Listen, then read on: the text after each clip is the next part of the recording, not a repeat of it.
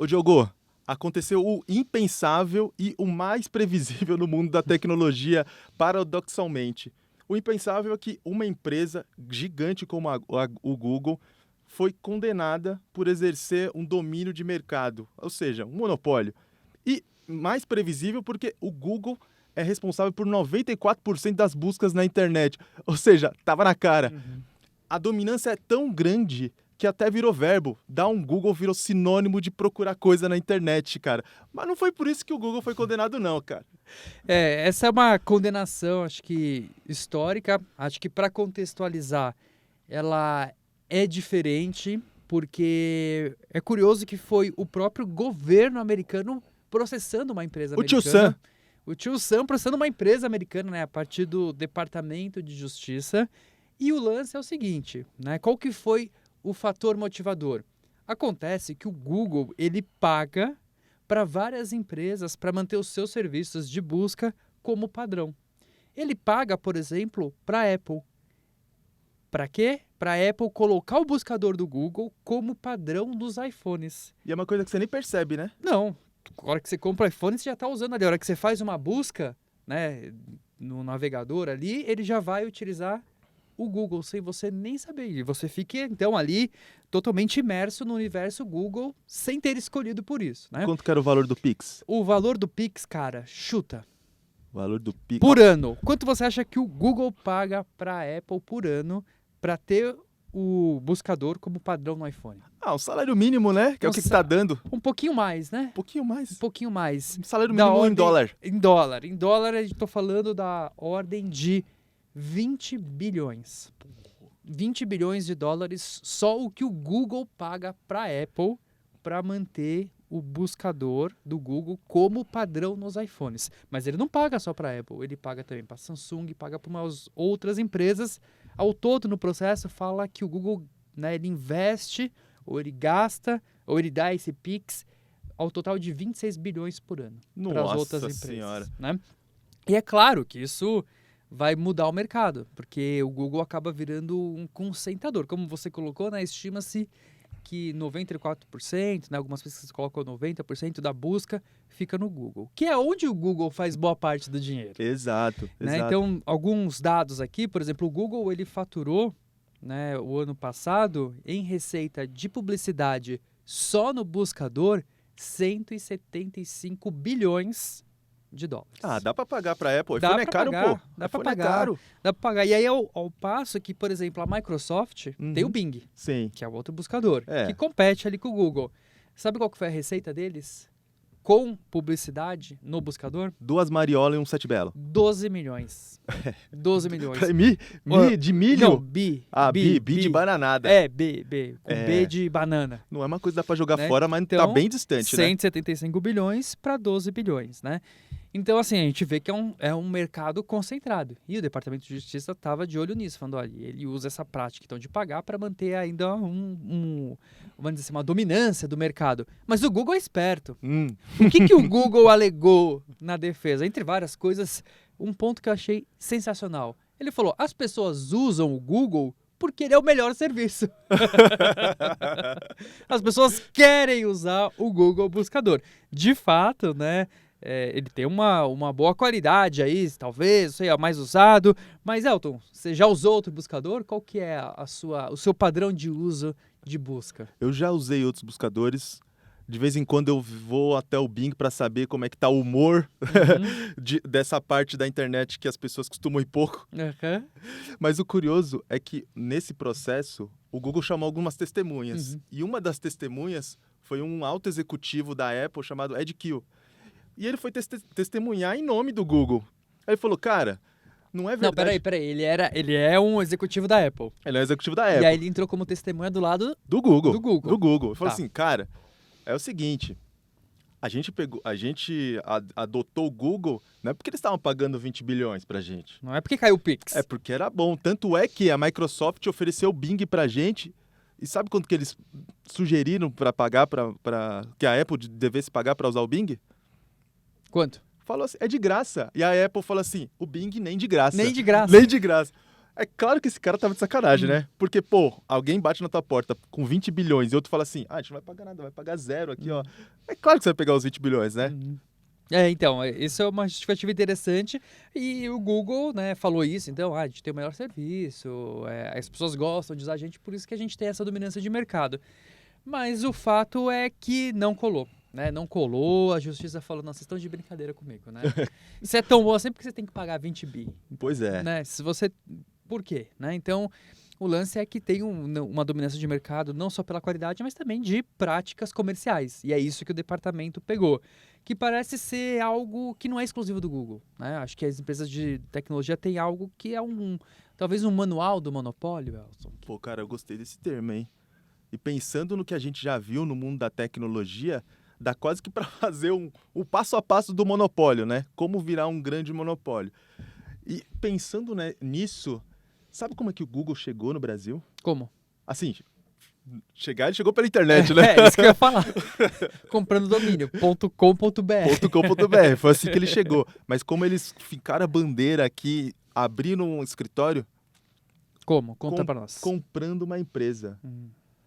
Em 2005, o Google comprou uma empresa chamada Aquan, que era o quê? Era um buscador na internet, tinha um sistema super aprimorado. Brasileiro.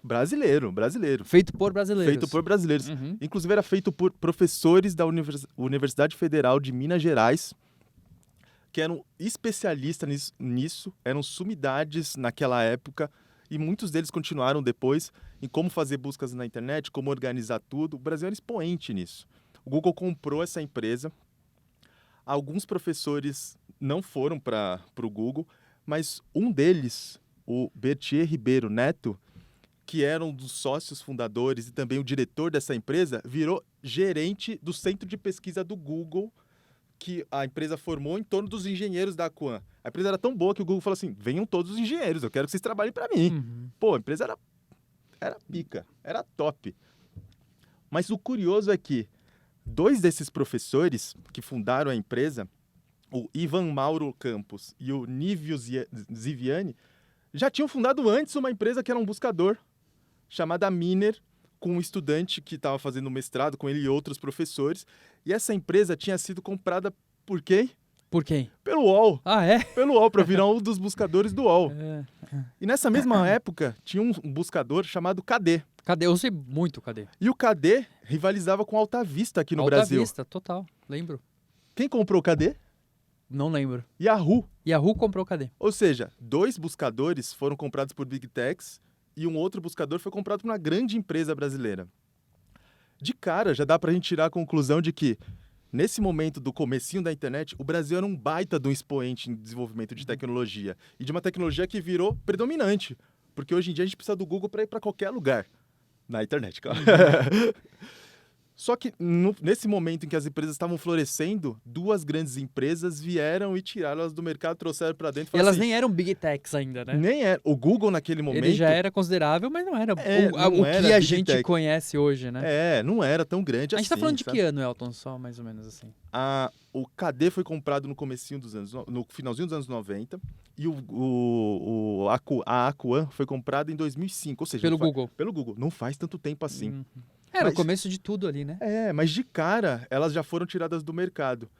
E essa é a regra número 1 para se formar um monopólio. Você vê empresas nascendo, empresas promissoras, você traz um caminhão de dinheiro, chama os fundadores para trabalhar na sua companhia e você tira um concorrente em potencial, logo de cara.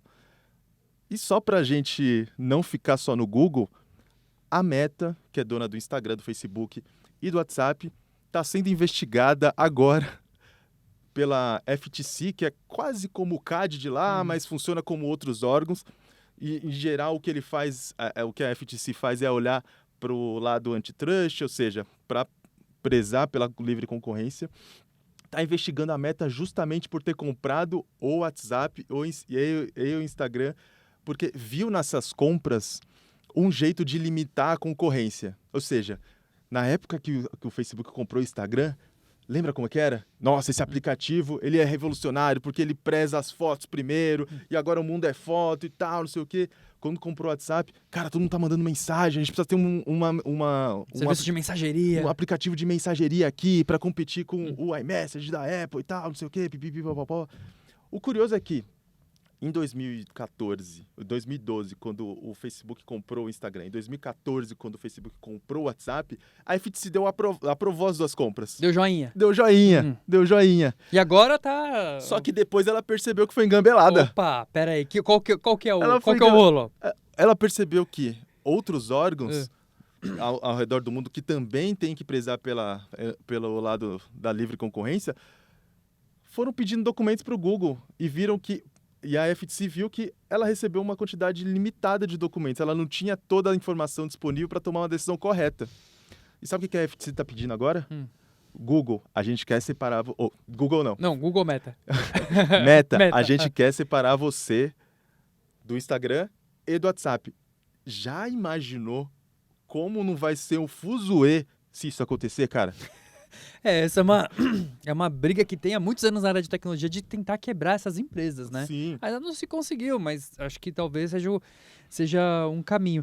E é bem interessante isso, né? Que você falou dessa aquisição, né? Então, tem até um termo que muitas pessoas usam no mercado que é o acquire and hire, né? Que é acquire... Eu vou mandar um Google Tradutor não, agora. eu vou traduzir. O acquire é a aquisição, né? Então, você compra e o hire é contratar. Porque além de você fazer essa aquisição para...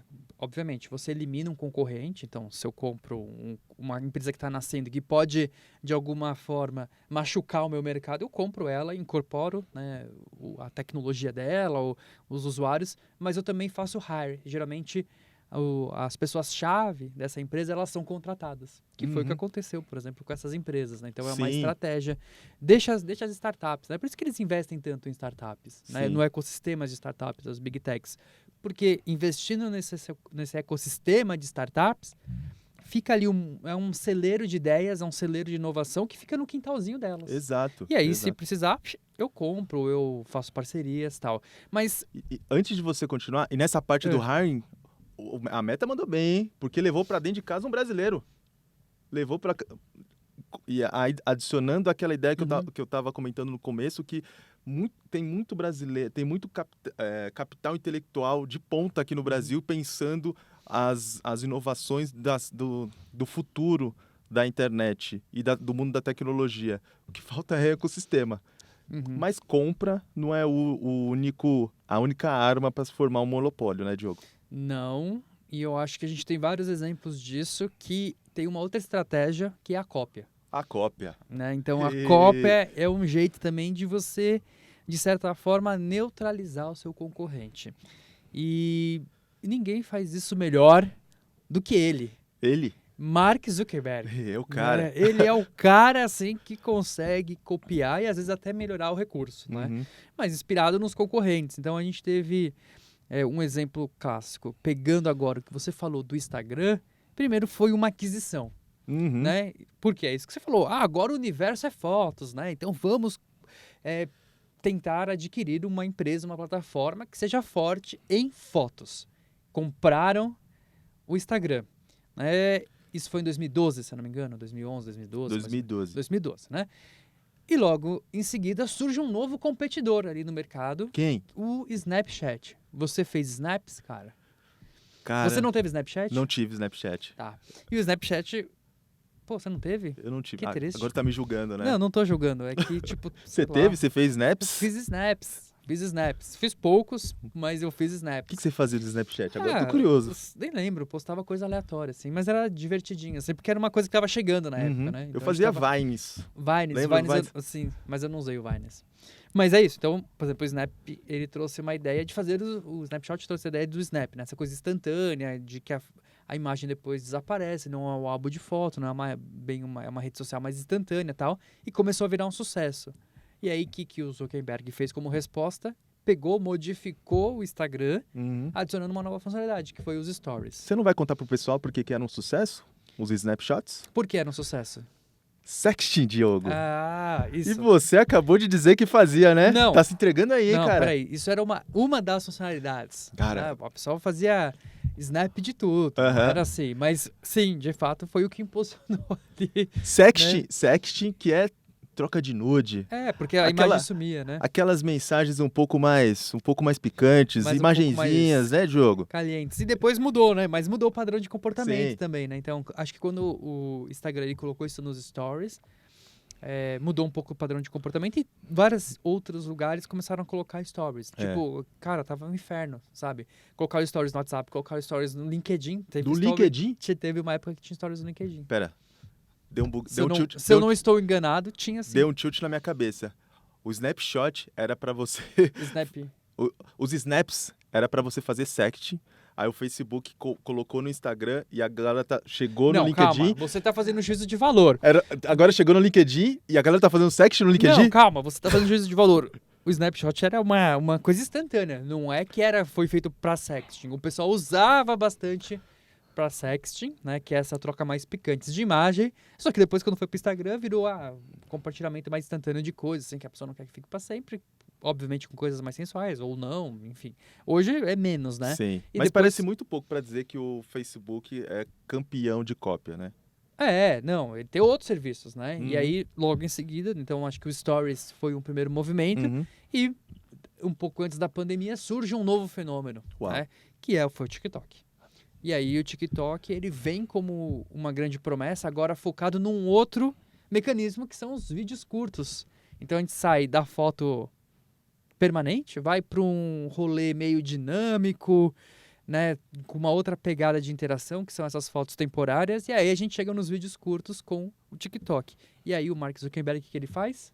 Ah, Copia, né? Copia o mesmo mecanismo e chama de Reels, né? Então, mas com isso, apesar de ser uma estratégia de cópia, eu acho que ele conseguiu blindar o impacto que esses concorrentes poderiam fazer diretamente no seu serviço. com você não acha? certeza. Com certeza. Né? Como que seria o Instagram hoje se ele não tivesse implementado os stories e nem os Reels?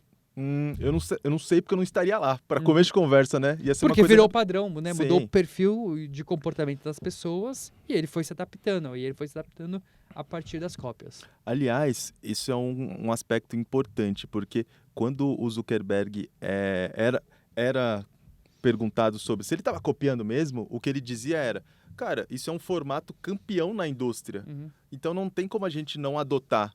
Não é porque surgiu numa outra plataforma que ela virou dona daquele formato. Os tweets surgiram no Twitter, mas eles podem ser publicados em outros lugares com outros nomes. Uhum. É quase como se alguém tivesse inventado o programa de auditório e uma emissora de TV falou assim: pô, isso funciona, eu vou fazer o meu aqui de um jeito diferente. Uhum. Era isso que ele estava querendo dizer. sabe? Que é o formato, né? Exato. Que é uma ideia de formato e que muda o comportamento das pessoas. Acho que esse é o ponto, né? Focar na questão do comportamento. Uhum. Diogo, a empresa já está grande porque ela comprou um monte, contratou as pessoas... Contratou as pessoas das empresas que ela comprou, copiou esses formatos vencedores. Quando ela tá grandona, é hora dela. É hora dela a venda casada. Como é que funciona isso? Pô, todo mundo que já foi no supermercado sabe disso, né? Para você comprar o creme de barbear em promoção, você tem que levar 15 deles. Uhum. Nem tem tanta barba para fazer. Para você comprar aquele desodorante que tá na promoção, você tem que levar 20. Não tem sovaco suficiente para botar tanto desodorante assim, gente. Só que no mundo da tecnologia funciona de um jeito um pouco diferente. Uma empresa gigantesca que já cria uma plataforma que é acessada por todo mundo, resolve criar outros sistemas, outros serviços. E aí ela usa esse sistema gigantesco para fazer com que as pessoas cheguem a esse outro serviço. Foi exatamente isso que aconteceu com o Google Shopping. O Google já tinha um buscador, as pessoas começaram a fazer o quê? Pô, eu quero saber o preço da camisa preta que o Diogo usa no Deu Tilt. Tá. Cara, agora você tá dedurando que eu estou sempre de camiseta preta. Repare, pessoal. A audiência não tinha percebido, agora eles vão começar a reparar. Já era. Joguei lá, camisa preta do Diogo Cortis no Deu Tilt. Aí o Google criou o Google Shopping, que era uma ferramenta que aparecia no topo da busca, com informações de várias lojas. Só que todas as lojas eram mensuradas pelo Google Shopping. O problema, não é nenhum problema, mas a questão é que outras empresas já tinham serviços similares. E o Google, inclusive, no começo do Google Shop, pô, não tinha preço de ninguém, não sabia o que, nada. Não sabia o que era o quê. Ele deu uma chupinhada nos preços, colocou dentro do Google Shop, fez o sistema aparecer na tela de todo mundo que procurar por um produto, e os outros concorrentes, ó, ninguém ia visitar lá a loja do TripAdvisor, da Microsoft, do Buscapé no Brasil. Ninguém ia para esses lugares. Tanto é que o Google foi processado na União Europeia e teve que fazer várias mudanças para começar a deixar outros participantes entrarem lá. É por isso que quando você hoje faz essa busca por preço, você vê outros participantes e o nominho vem embaixo para o Google falar assim, ó, tá vendo como a gente abriu espaço para outras lojas? O problema é que antes de o Google fazer isso, na Europa, a participação do Google Shopping subiu 14 vezes na Itália, 45 na Europa, no Reino Unido, segundo dados da União Europeia. Em alguns países, a União Europeia mediu quanto que o concorrente do Google caiu. Em alguns países, como na Alemanha, caiu mais de 90%. Imagina. O acesso a esses... O acesso. Você é uma empresa que era acessada pra caramba para falar o preço de alguma coisa, de repente você vai a zero porque o Google está fazendo uma venda casada. Só que isso rendeu uma multa para o Google, uma multa bilionária, que na época foi o recorde de multa por abuso de posição econômica na União Europeia. O Google teve que abrir espaço para outras empresas, mas esse caso parece muito com um outro caso histórico. A gente abriu esse programa falando que o Google foi condenado por monopólio, por causa das buscas e por pagar que donos de celular, fabricantes de celular, colocasse o Google como o buscador padrão. Mas sabe quem fazia isso before it was cool? Ou seja, muito antes disso ser feito por todo mundo, Diogo? Eu sei, mas eu vou esperar você contar. Pô, eu fico feliz. Oh, Fiquei feliz, hein? não dei spoiler, Fiquei cara. Feliz, hein? Não, eu acho que eu sei. Pô, já pensou se eu acho falo que- uma coisa completamente diferente? Eu vou ficar feliz porque eu aprendi, mas acho que é um caso emblemático. É um né, caso do- emblemático. do mundo Aliás, da tecnologia. era o caso mais emblemático da regulamentação antitrust até o Google. Era a Microsoft. A Microsoft, dona do Windows, que estava virtualmente em 100% dos computadores lá nos anos 95. Quem não lembra do Windows 95, daquele fundo de tela? Sabia que aquilo não é IA, né? Aquilo foi Não, uma foto aquilo foi mesmo. uma foto. Aquela foto é tão famosa Não, que tem peraí, nome. mas essa foto aí não é do Windows 95. Não é? É do XP, pô. Pô, Windows XP, Aí não é? você matou a pau, hein? Não é? É, mas ela é tão icônica que ela tem até nome, chama Blip. Ah, não sabia disso. Ela tem nome, porque todo mundo lembra daquele lugar, sabe? Uhum. Só que a Microsoft, ela dominava nos computadores, todo mundo usava o Windows, Uhum. com exceção de alguns Mac maníacos e de uma galera pro open source que usava Linux. Mas ela tava vendo um negocinho chegar aí, sabe? Uma tal de internet, uma tal de internet se insinuando, foi chegando, ela falou assim, pô, velho, não dá pra gente vender um negócio que a galera só joga paciência, Doom, Roller Coaster, The Sims, quanto tem um universo de possibilidades aí. E como que a galera acessava a internet? Com o navegador, do mesmo jeito que é hoje. Só que não era o navegador da Microsoft. Era um tal de Alta Vista. Que o fato de a gente não conhecer... Netscape, não era? Ah, desculpa, era o Netscape. Netscape. E o O fato Alta Vista era o buscador, né? E o fato de a gente não saber muito bem o que é Netscape é porque a Microsoft teve muito sucesso no que ela fazia, no que ela passou a fazer. Venda casada, pura e simples. Funciona com banana, funciona com laranja e passou a funcionar com Windows. Quando ela vendia o Windows, ela começou a incluir o Internet Explorer e falava para os fabricantes de computador, se vocês quiserem ter o Windows, ou seja, quem vai querer comprar um computador sem Windows? Você vai ter que deixar o Internet Explorer aí. A galera falou assim, pô, mas nem todo mundo vai querer. Eles vão querer o Netscape, que todo mundo conhece. Se não colocar o Internet Explorer, não vai ter o Windows. Vende esse negócio agora sem o meu Windows. Pô, só sei que deu um chabu danado. A Microsoft, naquele momento, era uma das maiores empresas do mundo. Era a maior empresa da Bolsa dos Estados Unidos. A receita da Microsoft era maior que o PIB do Brasil. Era 560 bilhões, 570 bilhões, o PIB do Brasil era 550 em 97. A gente estava acabando de implantar o Plano Real, começando a se reerguer no processo inflacionário, então a coisa era Você bem mergulhou baixa. nessa pauta, hein, cara, pra buscar esses números, hein? Pô. Pô, você tá empolgadão, hein? Enfim, a decisão demorou um tempo, É. mas em vários estados, uma dezena de estados norte-americanos entraram na justiça junto com o Departamento de Estado contra a Microsoft para ela parar com esse tipo de prática ilegal, porque a internet era uma coisa nascente. Eles viram que aquilo ia virar uma coisa muito grande. Se uma empresa começa a dominar logo de cara, as possibilidades que as outras podem gerar deixam de existir.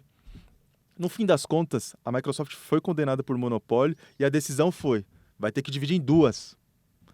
A galera ficou chocada.